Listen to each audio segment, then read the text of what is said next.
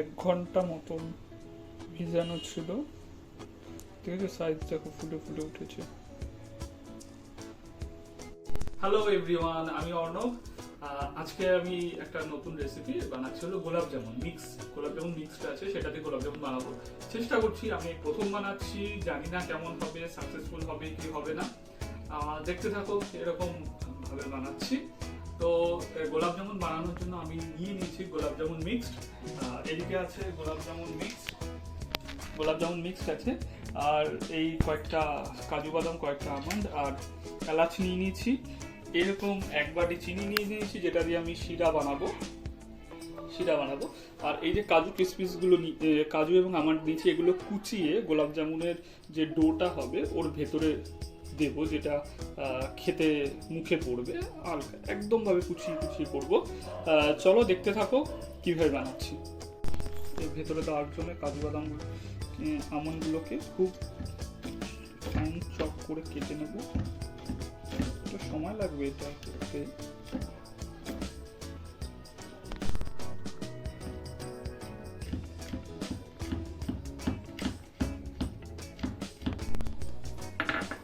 দিয়ে দিয়েছি সম পরিমাণ জল এবং এটাকে ফুটতে দেব।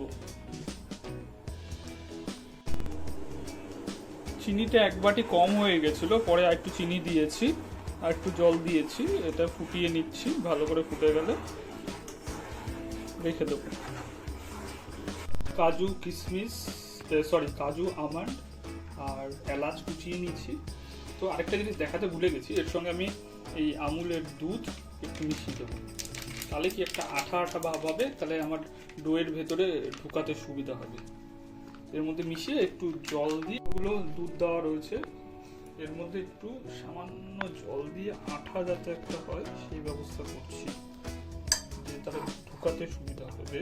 দিয়ে মেখে নিয়েছি, আঠা হয়ে গেছে। এগুলো মানে গোল করে পাকিয়ে ওর ভেতরে ঢুকিয়ে দেবো। টোটাল আছে 175 গ্রাম মিক্স। ঠিক আছে, এটা কেটে নিচ্ছি, কেটে জল দিয়ে মেখে নেব। বাড়িটার মধ্যে মাখবো।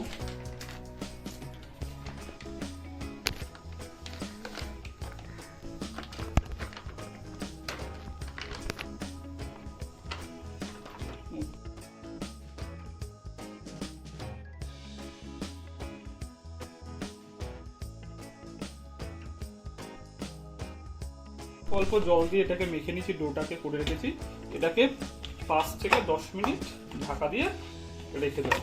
তারপর 10 মিনিট পর সেগুলোকে গোল্লা পাকাবো, সাথে ঘি বা তেল দিয়ে। থাক, আপাতত শক্ত করেই মেখে রাখলাম। বাদাম কুচিগুলো দুধ দিয়ে মেখে রেখেছিলাম, আমুল দুধ দিয়ে, সেগুলোকে গোল গোল করে নিয়েছি যাতে ঢুকাতে সুবিধা হয়।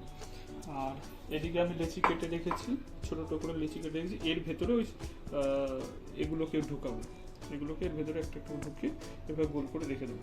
চলুন দেখ।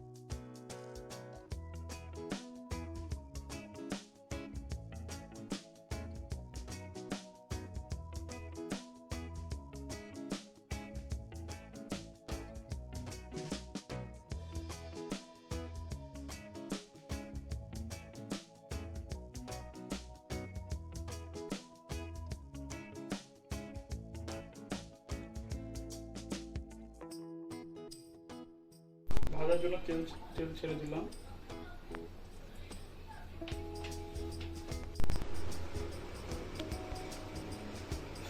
তেল মিডিয়াম আছে, ছেড়ে দিচ্ছি। অল্প আঁচে ভাজতে হবে, 4টে 5টা 6টা 7টা নয়, ফুলবে বাড়বে। 7টা ছেড়ে দিলাম, অল্প আঁচে ভেজে নেব।